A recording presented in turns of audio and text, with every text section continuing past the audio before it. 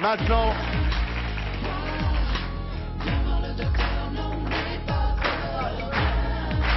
Voilà. Viens voir le docteur, non, n'aie pas peur. Il est parfait en psy dans le dernier film de Jean-Jacques Benex, Mortel Transfert. Voici Jean-Hugues Anglade.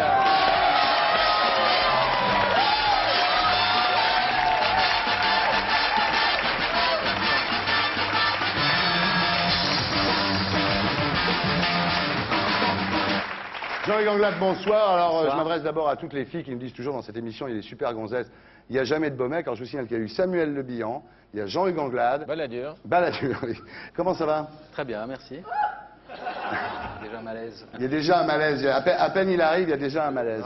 Bien alors, Jean-Hugues Anglade, en plus vous avez une qualité, c'est qu'on peut dire que vous n'avez pas beaucoup de problèmes pour vous mettre tout nu. Parce que j'ai... Direct. À poil direct. Ça commence fort. Non mais, au printemps 80, en clôture du conservatoire, vous êtes nu sur scène dans Tête d'or de Claudel déjà. Oui. Ça commence oui. très fort, dès l'école quoi. Oui. Et vous avez jamais eu tellement de problèmes en fait Non, j'ai pas à vous de... dessaper. J'ai pas de problème pour me montrer nu. Bah vas-y.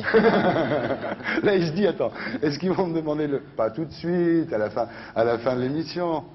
Ah, dites-moi, votre premier film en 82, ça s'appelait L'Indiscrétion de Pierre Larry, et vous aimez pas en parler, pourquoi? Non, c'était parce que j'étais comme un jeune acteur assez... J'avais le trac et ça n'a pas été fait, ça n'a pas été un film qui s'est déroulé dans le plaisir, quoi. Ouais. Votre premier film, vous considérez que c'est quoi? C'est L'Homme blessé. L'Homme blessé, c'est l'année d'après, c'est en 83. Patrice Chéreau. Alors vous avez une carrière étonnante, hein. Vous avez fait plein de films en fait. Donc L'Homme blessé, qui est un film très, très sensible, très beau. En 85, Subway de Besson. En 86, évidemment, 37 de le matin de Benex déjà. 89, film magnifique d'Alain Corneau, Nocturne indien. 90, Nikita, Besson. 94, Killing Zoo, donc aussi. La même année, La Reine Margot, toujours Chéreau. Et en 96, vous écrivez, vous réalisez Tonka, Oui. avec votre compagne de l'époque, Pamela Sou. Vous l'avez rencontré, alors c'est marrant, vous l'avez rencontré 6 ans avant de faire le film, alors que vous dessiniez le personnage. Oui. C'est incroyable cette histoire. Oui, j'avais déjà commencé à écrire les premiers traits du personnage et effectivement, par une coïncidence assez heureuse, je l'ai rencontré 2 ans après le début de mon écriture. C'est fou ça. Bah oui, je sais pas si c'est fou, en tout cas c'est bien. Ouais. Vous arrivez un soir au bain-douche, Oui, et c'est votre vrai. personnage est là devant vous. Oui. Ça a dû vous faire un choc. Ça m'a fait bizarre, oui, oui, oui. Mais j'étais conquis, oui. Et après le film, la question qui vient à l'esprit dans ces cas-là, c'est est-ce qu'après le film, une fois le film terminé, est-ce qu'elle existait encore ou est-ce que c'était simplement le personnage du film et puis voilà, le film terminé? Non, je crois qu'elle existait par certains traits de son caractère toujours, mais après je me suis marié avec elle et voilà, et j'ai récemment divorcé.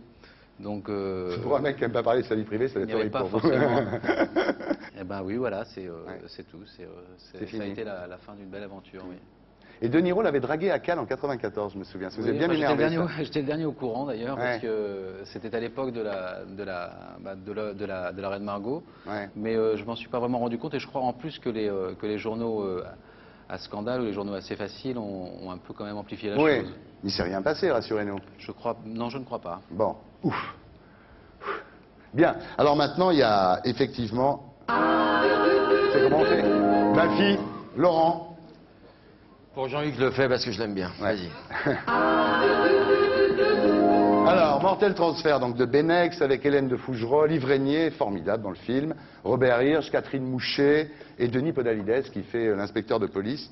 Au passage, j'aimerais vous remercier parce que toute l'équipe est très touchée que vous défendiez le film, puisque Bah en oui. fait vous avez déjà invité Hélène de Fougerolles Ouais. pour en parler, Ouais. et aujourd'hui vous m'invitez. Non, mais c'est un Donc, film qu'on nous aime sommes bien.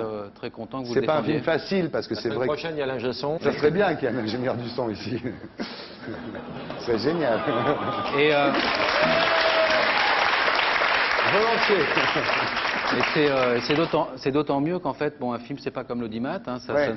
ça ne se vérifie pas à la seconde près. Un film, ça demande du temps pour s'installer, et que là, on est en train d'assister à un retour de tendance. Ouais. Et, Il y a un et bon le bouche film, à oreille. C'est vrai voilà, qu'au départ, et la le presse a été un peu comme ça, mais il y a la un bon presse bouche à ne nous oreille. a pas vraiment aidés, Ouais, c'est et vrai. c'est vrai que malgré tout, le film maintenant est en train de marquer des points, et on est très confiant, et Jean-Jacques va se battre jusqu'au bout pour que le film existe. Ah ben c'est Voilà. un petit soldat, Benex. Hein. Tous les C'est matins, un- il part au combat, lui. Hein. Oui, c'est même un grand soldat. Ouais, hein, c'est un courageux, hein. Oui. Envoie le magnéto, Serge!